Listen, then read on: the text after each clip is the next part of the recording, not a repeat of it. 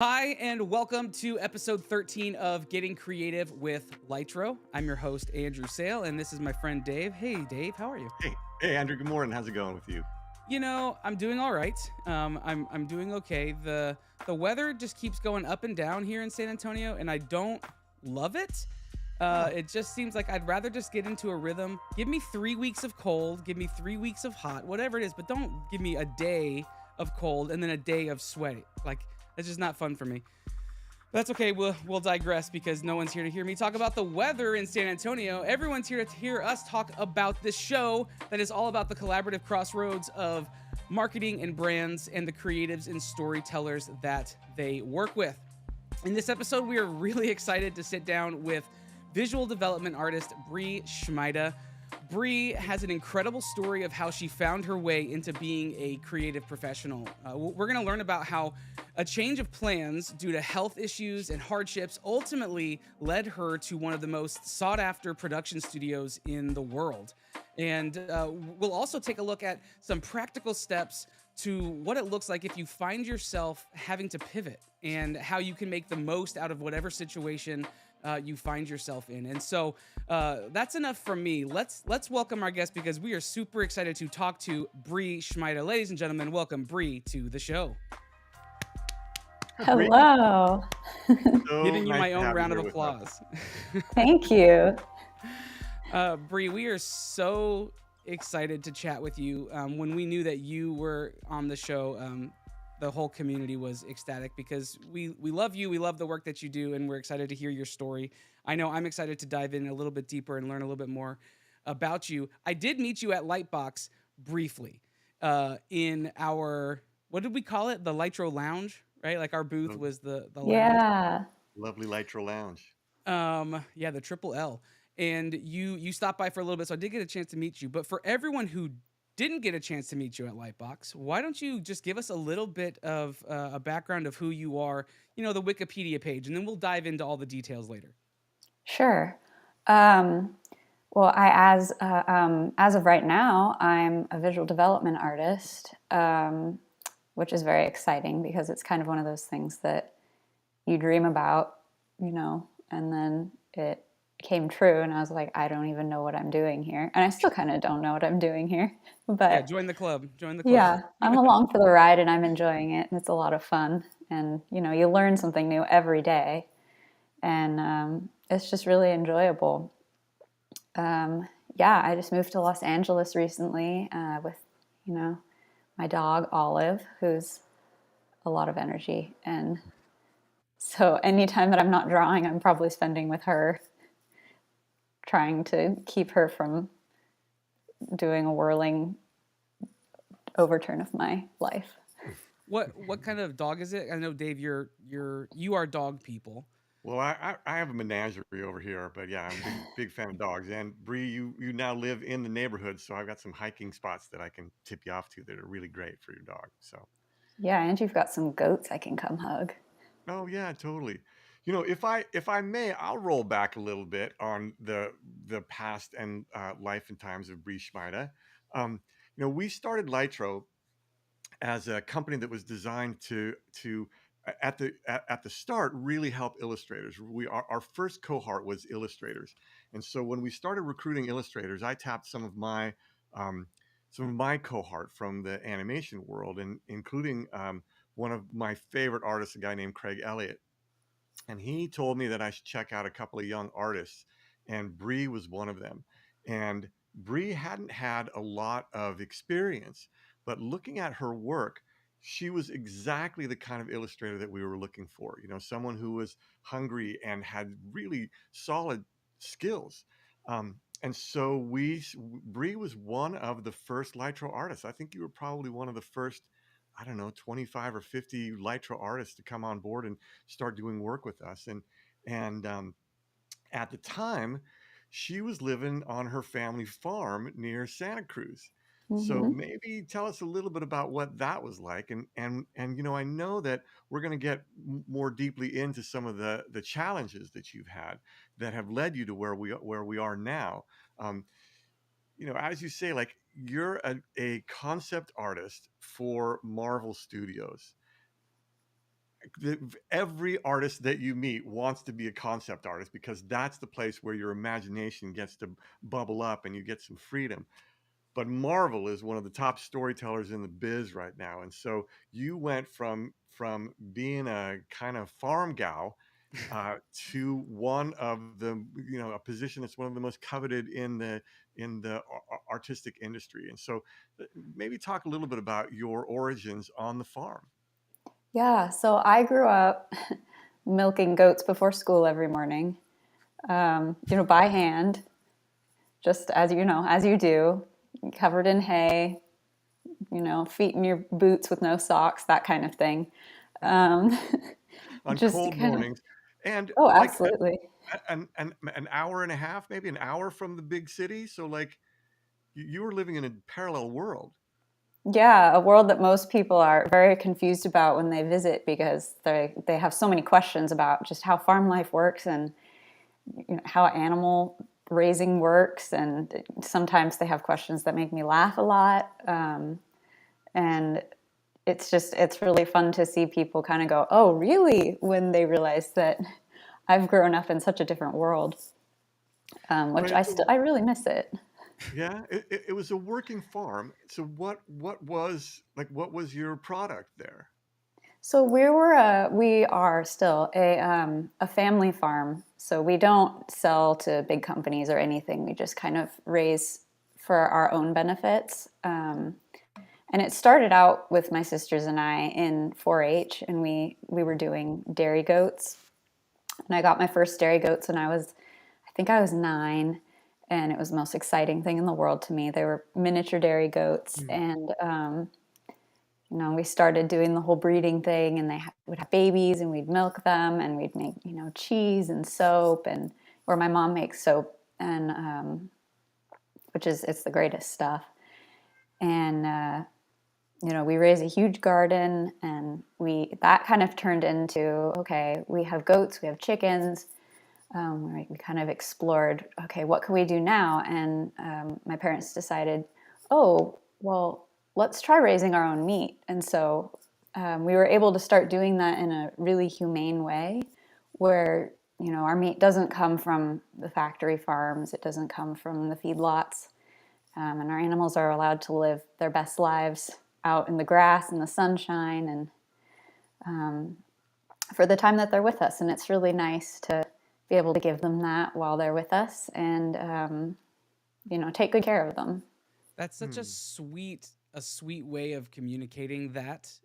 When I know how that ends for for the goats, and as Yeah. being the only person in this trio who has never owned a goat, Oh, you we don't said eat the goats. okay. Well, either way, as being a person who's never owned one, you said dairy goats. Are there different kinds of farming goats? There are dairy goats, there are meat goats, which we've never done meat goats. I don't think I could bring myself to eat a goat. I love them too much. Okay, so Um, you literally it would be like raising cattle to eat versus raising dairy cows. exactly. It's I the didn't realize same. that was a. Dude, I guess people eat goat. That makes sense. Yeah. Um, okay, so how did you go from farm girl, like Dave said, just a couple of hours away, parallel to this other world, right? Like outside of the big city and outside of all these crazy these things going on. How did you get from that place to where you are now? Let's kind of go down this story a little bit, which I know is pretty wild and pretty pivotal to what's happening in your life now. Yeah. So I actually, very early on, I started out wanting to be a veterinarian, and I was like, this is what I'm going to do. And I said that for years until I realized that I really can't stand the sight of blood or guts or anything like that. And so obviously that was going to be a big problem for me Yeah. because you don't want to pass out when you're, stitching up a horse or something. So um, that kind of withered and died on the vine, and I messed around for a few years in theater. I messed around with, maybe I'll be a teacher, literature teacher. I love, British literature way too much. I didn't really have any set goals for myself. But when I was 14, I was in a pretty it was, I mean, it wasn't a traumatic accident, but I fell off a horse. Mm. And Dave knows this story. It was actually a very undramatic happening. We just kind of slid off and landed on the ground. But that was enough to set off an issue for the next decade of my life. Oh, wow. Okay. Something that I still deal with the repercussions of to this day. But basically what happened was I tore a hole in the lining of my spine, which goes up and down your spine and then around your brain. Okay. And within this spine lining is your spinal fluid, and that's what keeps your brain suspended in your skull. And you know, it goes up and down. It circulates. It's a closed system, so there's nothing gets in, nothing gets out type Right. situation. But I tore a hole in the lining of my spine, and it went undiagnosed for 5 years. And the issue with that was the side effects of that particular type of injury are really, really severe, and they continue to get worse as you age, as you get older, as you know, you do more life and you are more active or whatever it may be. And so from about 20 minutes after I fell, for the next 8 years, I was having incredible migraines. But the weird thing about these migraines is that if you lay down, they go away. Like once you lay flat. And so I remember the first couple of weeks I would lay flat, they would go away. We couldn't figure it out. The doctor was like, I have no idea. And which is never something you want to hear when you're sitting with the doctor. Did you know? You could point to the falling off the horse as the impetus for it? Yes. Yeah, I had, looking back now, I had one other event prior to that when I was 11, and I lifted something too heavy. And I actually heard in my head when I lifted it, it was like this huge thing of water, this like pressure change. It was like a little pew inside my head that I heard. And then I immediately got just a horrible migraine. And we had no idea what that was. And we were like, oh, that's weird. My mom, sent me to bed, and I woke up the next morning fine. And did you know how to describe it when it happened? Like, did you know how to like articulate, this is something that I just heard? Were you able to communicate it in that way? I don't remember if I associated it with, I just remember hearing it. I don't remember if I said anything about it or not. Oh, okay. One of the many side effects of the whole thing, because it affects your brain so much, is that you have a very poor memory of when that spinal fluid is leaking out of the tear. Well, that I went to doctors. That led you go on ahead. quite a road of discovery to figure out what was going on with you. Yeah, so the doctors had no idea. I went to doctor after doctor after doctor for years and years. I went to doctors, and the migraines got progressively worse, where they were happening more often. They were getting more intense, like worse than just the amount of pain was incredible. But during that time, it was around the time that I first fell off the horse that I started drawing. And I think I just kind of tried it out.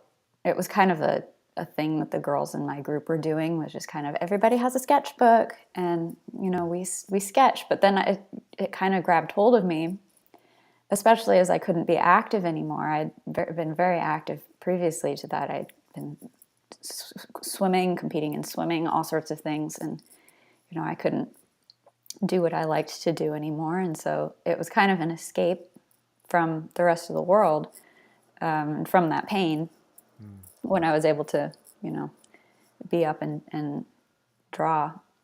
But I just kept drawing, and then it was kind of, it was the silver lining, really, of this bigger issue, where I think if I hadn't have fallen off the horse, I probably would have never become an artist. So that wasn't even on your radar prior to this thing happening. Mm-mm. You saw your friends, your friend group was doing this. Was that a passion of any of theirs? Did any of them have a drive to be in the visual arts or an artist or anything like that, a designer? I don't think so. No, we just kind of enjoyed looking at each other's sketchbooks and passing them around and going, "Oh wow," and being jealous of each other's skills. But you said it was And a you said it was a 10-year process though, yeah. from the incident to this other step. So how does that 10-year progression go? Do you start drawing week 1 and the passion grows over that, or is this a thing that builds over time? I mean, I don't. It was very early on into the headache situation that I began drawing. I know that. I can't remember exactly when the two things united, but it was very, very early on. And to the point where when I was able to go to college for 1 year, and I was going to college. I still wasn't really sure what I wanted to do. I was kind of like, oh, I want to do something with art, which every parent loves to hear. And so I was going to school for fine arts, and it was the second semester of my first year that I eventually got so bad I couldn't get out of bed. I couldn't understand, what people were teaching in my class. I was in so much pain. Wow. You couldn't even think. So I did have to leave school, and I never went back to that school. And I finished at a different school online. Just a couple years ago, I finally made it through. It took a long time, but yeah, Now and you things have went a really downhill after that. mm, you have a twin sister.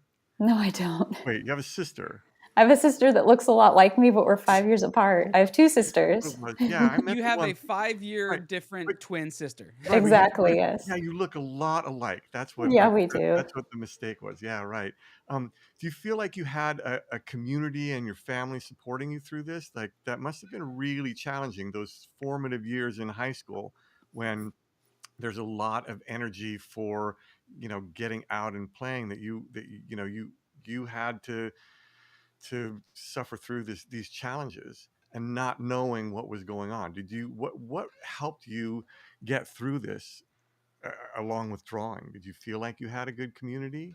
Oh, absolutely. I love my family to death. And if it wasn't for them, I wouldn't, you know.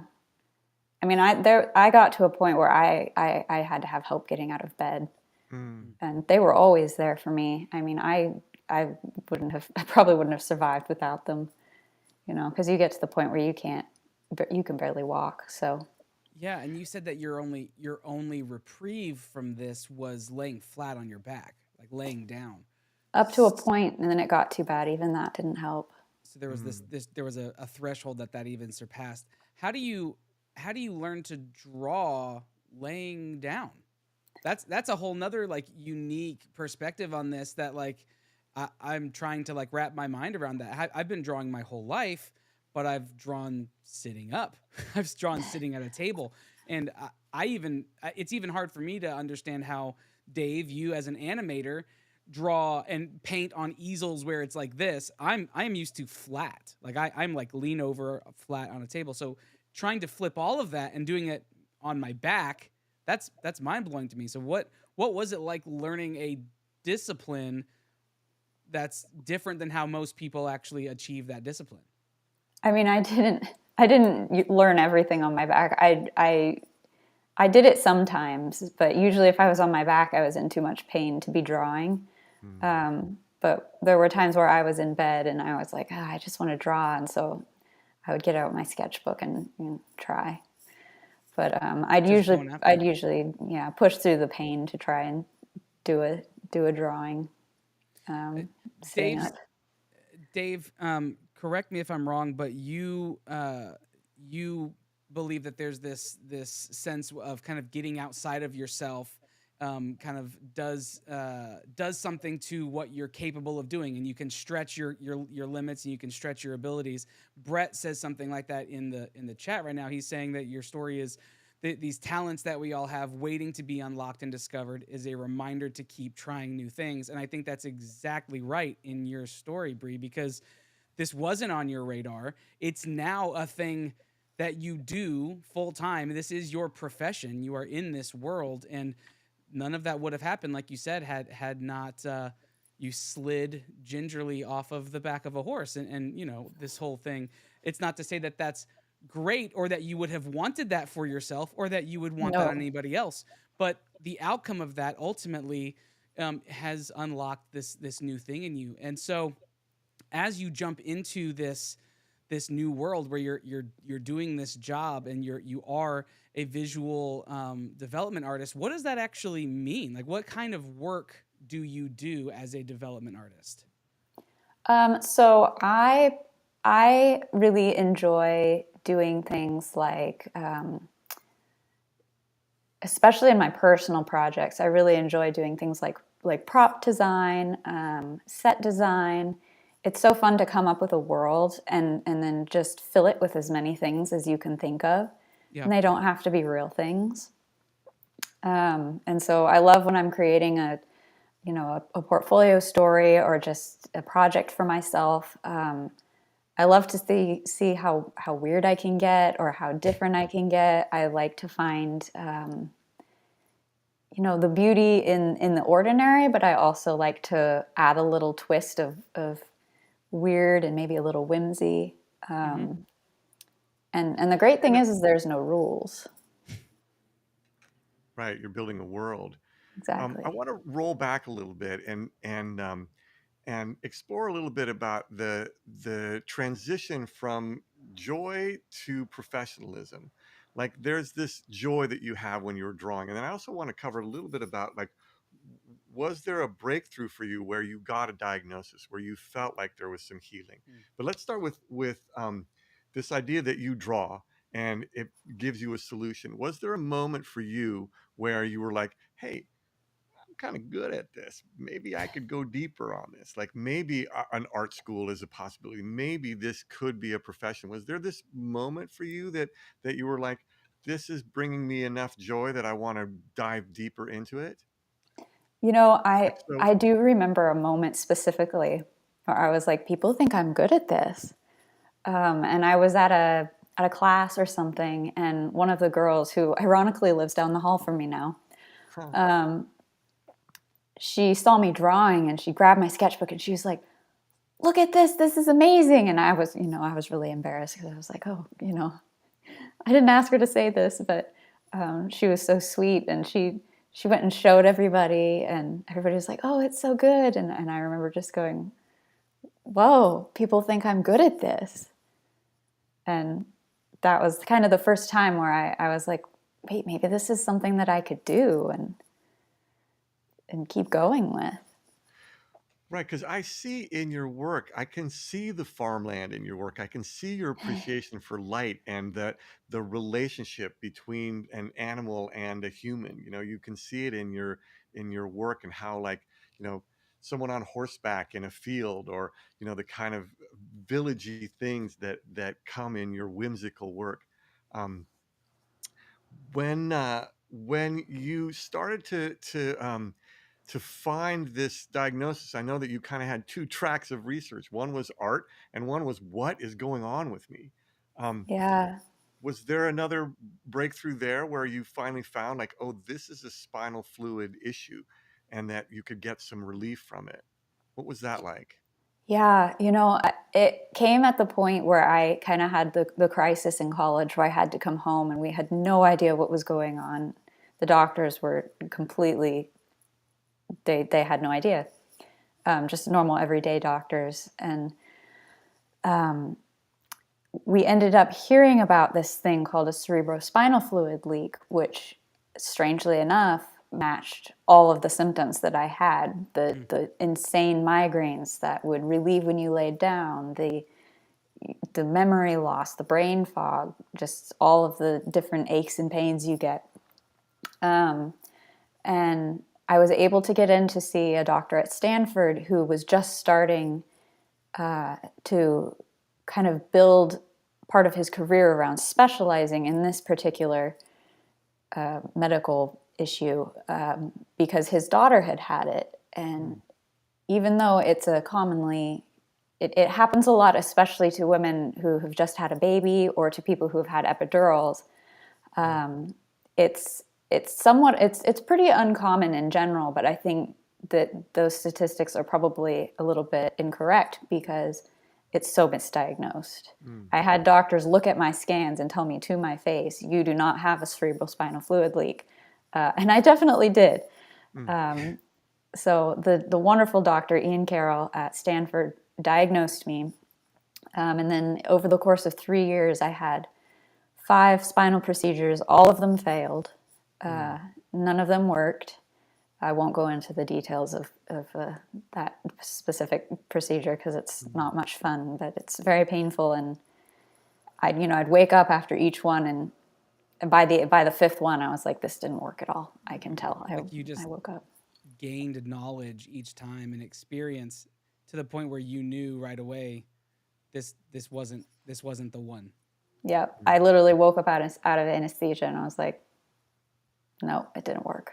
Wow. And so I got so bad. I ended up going, okay, there's another doctor in Los Angeles who has been doing this for, I can't remember how many years now. He's been doing it a long time, where he actually performs surgeries on the people who these procedures don't work on.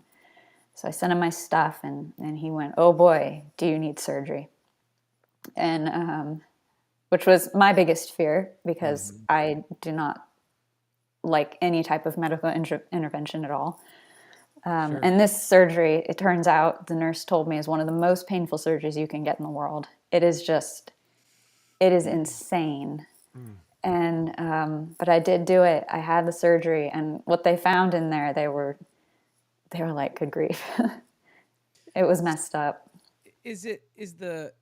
And just pardon my ignorance on this. Is it Oh, that no. the puncture was letting in things that were causing breakdowns, or was it that it was letting things out that were no longer cushioning things where it needed to be, and so they were bumping into things or grinding on things that they shouldn't be? Like, what was the primary? Was it the expulsion of things that should have been there, or the intake of things that shouldn't?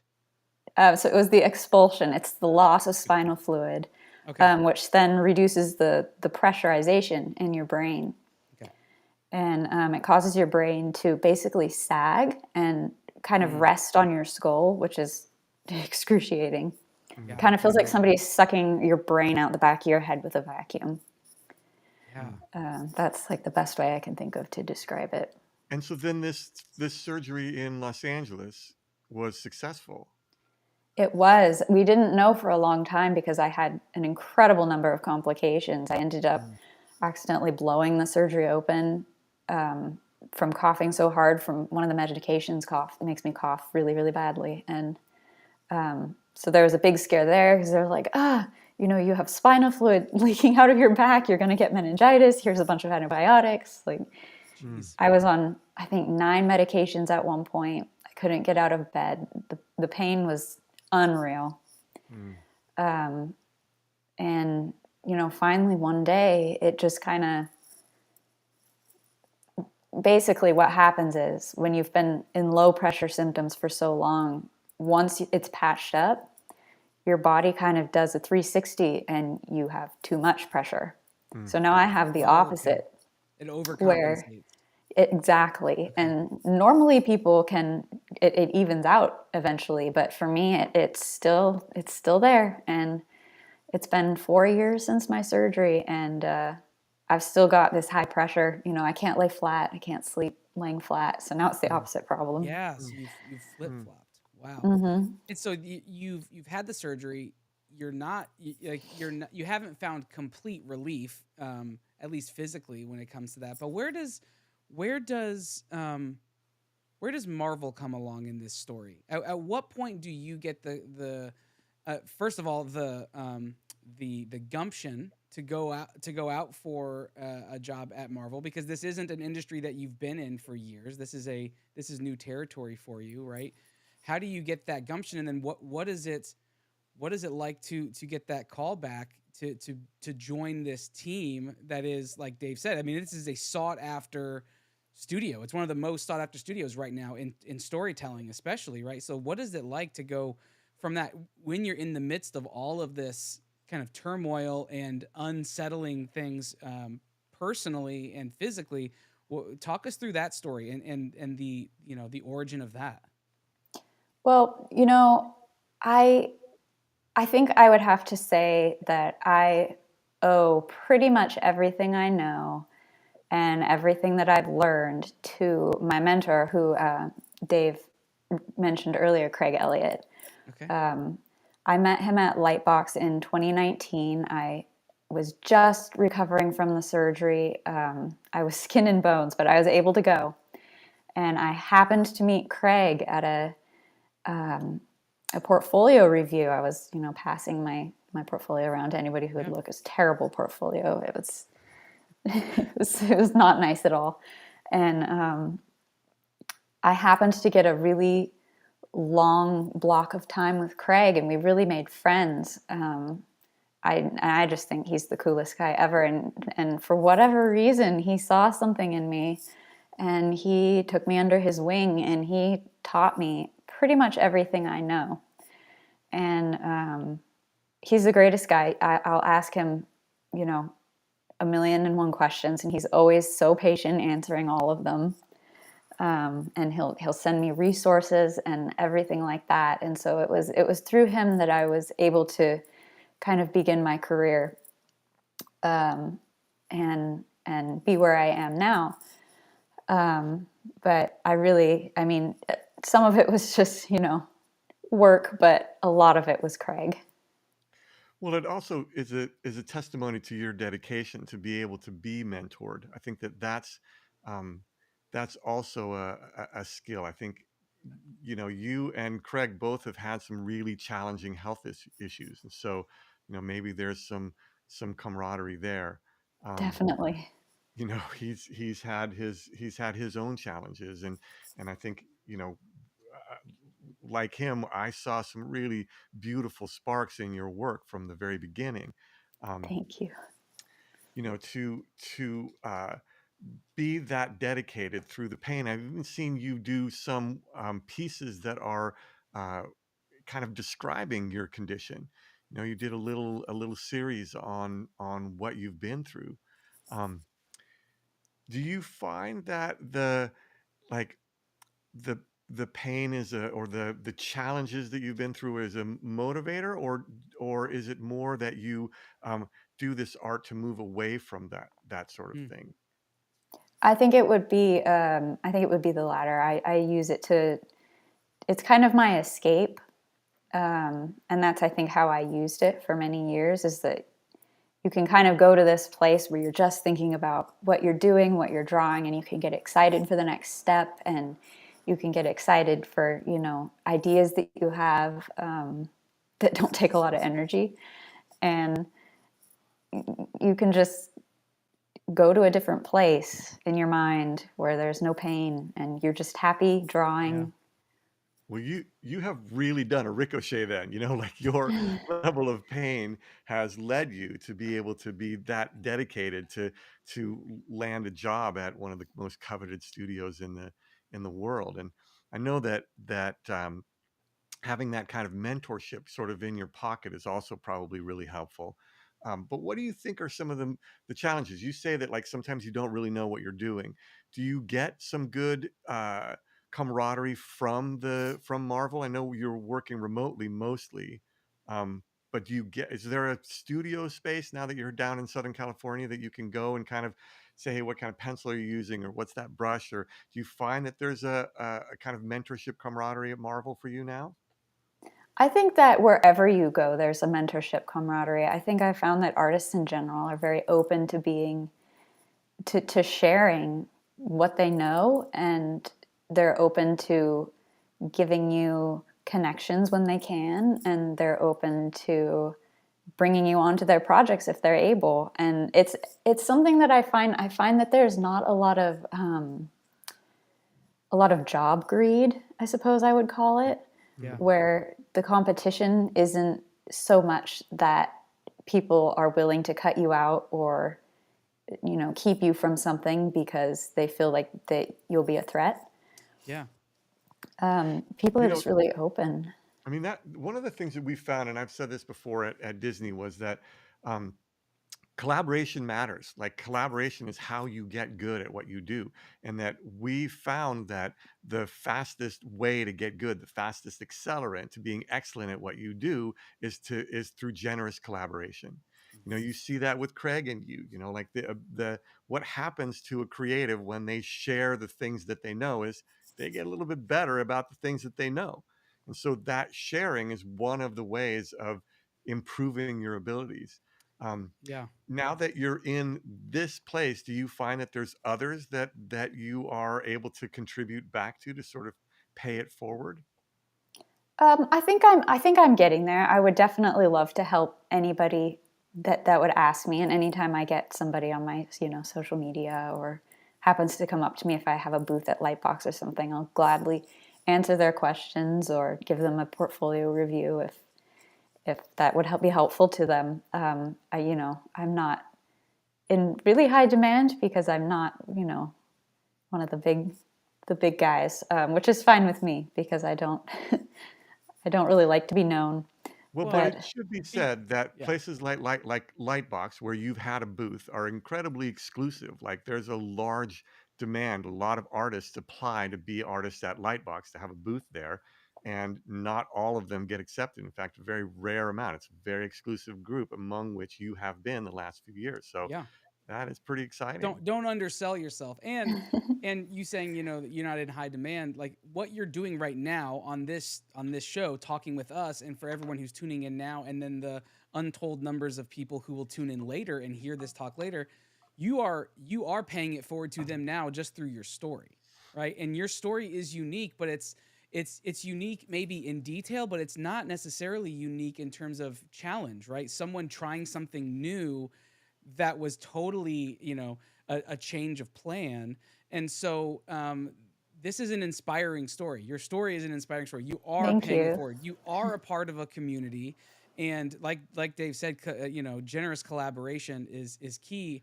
And you just being a part of this community, saying yes to the ask of you coming on and sharing your story, is you giving back to it. So don't undersell your abilities, and don't undersell your value in terms of what your story can bring to people. But um, do you look for opportunities to bring people under your wing, or is it just when someone comes by and asks? Do you extend a helping hand, or do you see someone doing something and say, hey, you know what, here's a non-proprietary technique I've developed when I'm doing this thing that maybe would help you here? Do you look for opportunities to share those little nuggets of truth? Yeah, I do. Usually it's only if people ask because most of the time I've found that people aren't always open to unsolicited advice. Yeah, it can be dangerous territory from time to time. Yeah, Yeah, yeah. if somebody's showing you their work and you're like, oh, you know what else you could do? You know Then, what would make this better? Oh, oops, never do mind. tell, Yeah, do tell. yeah, yeah. I Quick, thought it quick was pretty story. good. Quick story. When my daughter was 10, I was teaching figure drawing at USC, and she did a little drawing and she showed it to me, and she was like, "Hey, look at what I did." And I was like, "Oh, wow, that's really neat. You know what you could do? Exactly that, right? You know what you could do." And she was like, "Stop." I was like, At "What?" She 10. goes, she goes, "Hey, can't you just love it?" And I was like, "Oh, that's an option." Sure, all right. I just love it. So yeah, it becomes, as a mentor, a really powerful thing to be able to say, okay, that's great. How can I be of service? You Yeah, know, let's Yeah. yeah. start with that. Ask the Like, ask if you the want me to just entry. love it, awesome. I just love it. If you want Yeah, me do to you tell you how do to you draw want that, critique? Yeah, or do yeah, you want me to just support? Because I can do either one, but just let me know before we start, because I don't want to hurt your feelings, and I certainly don't want to hurt mine. right. There's something a Yeah. little janky with that elbow I can help you with, but otherwise, I'm just gonna love it. So, I think that's perfect. Brett is asking a question in chat that is stealing the words out of my mouth. What advice do you have for fellow artists who are trying to break into this industry that you have found yourself broken into. Is that how you would say that? Past tense. You have now broken into it. You are officially in it. What advice would you give to people who are trying to get into this space? I think a couple things. One is be open to advice, be open to critique, be open to harsh critique. And just because you think something is good doesn't necessarily mean that it is. So if somebody offers you free critique, you take it because they probably know what they're talking about, and that could take you. It could take you far. So I think number one, being open to that, and number two is just reach out to people. Try and meet them, especially people who are, in the position to maybe one day bring you onto a project, such as art directors, production designers, recruiters, people like that. Just reach out to them with a kind note or a kind of "Hey, I'm here" type Yeah, yeah, yeah, type thing. If there's an in-person event, go to that and meet everybody that you can. Be be respectful and be nice and open and honest about what you want to do. And I think something always comes along eventually if it's meant to happen. yeah. Yeah, I it think sounds like one of the things that you're saying is that this industry is a community, and you have to be a good Hmm. citizen of this community. yeah. Exactly. Hmm. It does sound like you the advice you're giving to me sounds like you go into things with a bold humility or a quiet confidence, whichever side you want to go at. But the idea of putting yourself out there, the power of the ask is huge. When I first started off podcasting years ago, I asked my heroes, some of my design heroes and art heroes, to be on the show way before I had any business doing it. And many of them said yes. And it's because of that I was able to grow in my confidence, grow in my skills, grow in my experience and my exposure, all these things. And now all these years later, I get opportunities to talk with people just because I learned early on that skill that you're saying, just the power of asking. People are usually really willing to talk about the thing that they love. It's a thing Hmm. they love. And so if you invite yourself into their presence and you do it in a way that shows confidence but humility, then I think you can find a lot of the world can open up to you if you're willing to put yourself in that position. Hmm. I Definitely. I think that's key, and I'm seeing that true in your story for sure. And sure, I mean, surrounding yourself with the right people is crucial too, right? You talk about you owe all of this to Craig. Now, obviously, you don't owe all of it to Craig. I mean, you carry some of that with you. You carry your talent, you carry your presence, you carry your spirit, you carry all of these things. But the people who can help open doors for you, that's a crucial piece to it. And Dave, I imagine over the years you've had your handful of people who have opened a door for you to then you be able to come in and shine. And I know you have taken this on as a thing for yourself to be that for other people.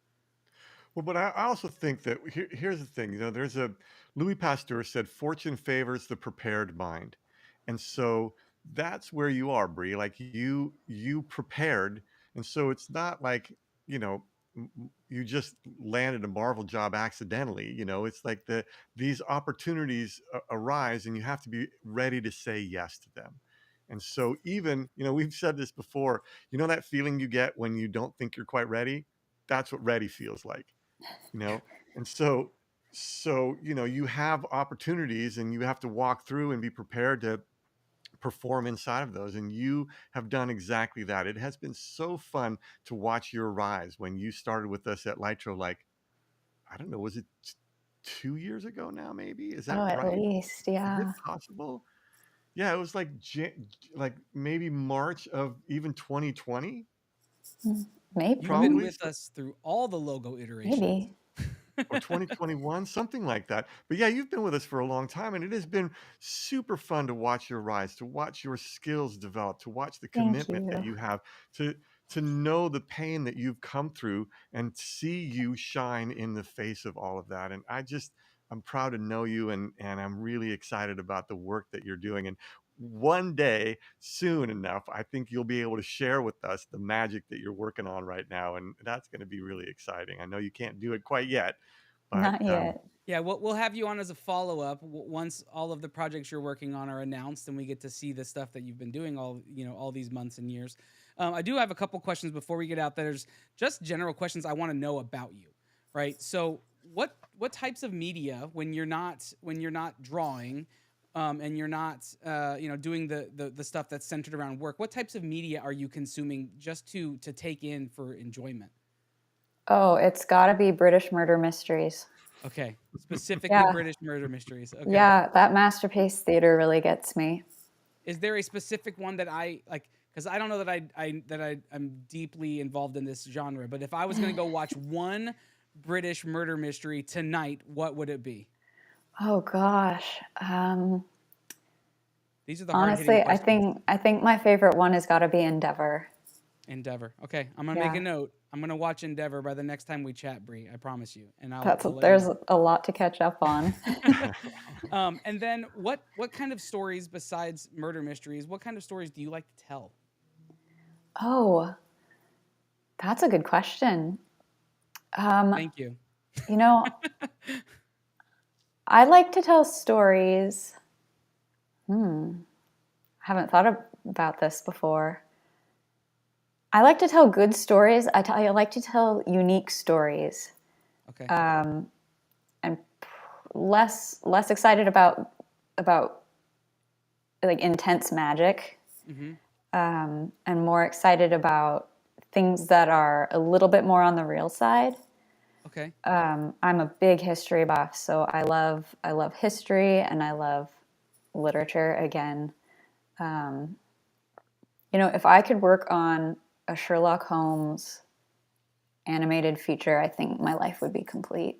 That's exactly what I was getting ready to ask you. What project would you love to work on? So Sherlock Holmes animated feature is what Or The Secret Garden, Oh just wow. because it's Okay. going to be so beautiful. Okay. I love it. That's something I've had that one in my head for a long time, and I'm like, if the opportunity ever comes around to art direct something like that Hmm. or production Something design, something tells me, Bree, take it. if it's gonna happen, it'll happen to you. Something about the way you present yourself, something about the way you open up, and are kind of unapologetically open about your story, and I think good things will happen in that way. So I know you can't talk about the projects you're working on, so we're not going to even ask. But how Mhm. can people follow you? How can people find you online? How can they support what you're doing, even from behind the scenes? How can they follow you, find you? Um, you can follow my Instagram. That's pretty much it. Okay. And what's I'm your not a big Instagram? social media. Um, it's it's kind of got a funky spelling. I don't know if is there a place I can type it or I can how type it. to. I can Um, type it for you. yeah, okay. It's LEETLE L- underscore okay. and then my last name, Schmida. Little Schmida. Little All right. Schmida. So this is where people, and we'll put it in the chat, in the comments later on, but that's where you can find her, Little Schmida. Oh, But and then underscore art, but yeah, okay, and then underscore art. but So that'll that's come up. that's where you'll find it. If you search that, I'm sure it'll probably come It up. will There's come probably up. not there's Hmm. probably not a ton of them hanging out there. Well, thank you so much for chatting with us, Bree. You Yeah. seriously are a delight. Your story is inspiring. I'm sure there are people out there who are taking notes, and if for no other reason than to just be more like you and put off the aura that you put out there, because you make me smile. You make us smile. We appreciate that work with Nitro and being part of our crew since the beginning. And we can't wait to see what incredible stuff you do with Marvel and with all the projects that you work on for everything to come. But Thank you. if you want to be a part of our connected creative community like Bree, you can just go to lytro.com/for-creatives. That's how you can start that journey. You can submit your portfolio. It is a crew of incredibly talented, curated, world-class creatives from all over the world. And you can join in the conversation with Brie right in our Slack channel inside of our community each and every day. Or maybe you're out there and you want to work with Brie or other creatives who are like her, then just collaborate with us. We want to help you tell your story. We want to help you be better storytellers, and you can do that right at lytro.com. We can start the conversation there and start the journey there. But I think we're going to call this episode done for now. Brie, it was an absolute pleasure. Brie, thank you so much. It's really lovely to see you. And Thank you, we wish you the best guys. of luck. Yeah, you too. But for now, we're going to get out of this episode. And until next time, let's get creative, everybody.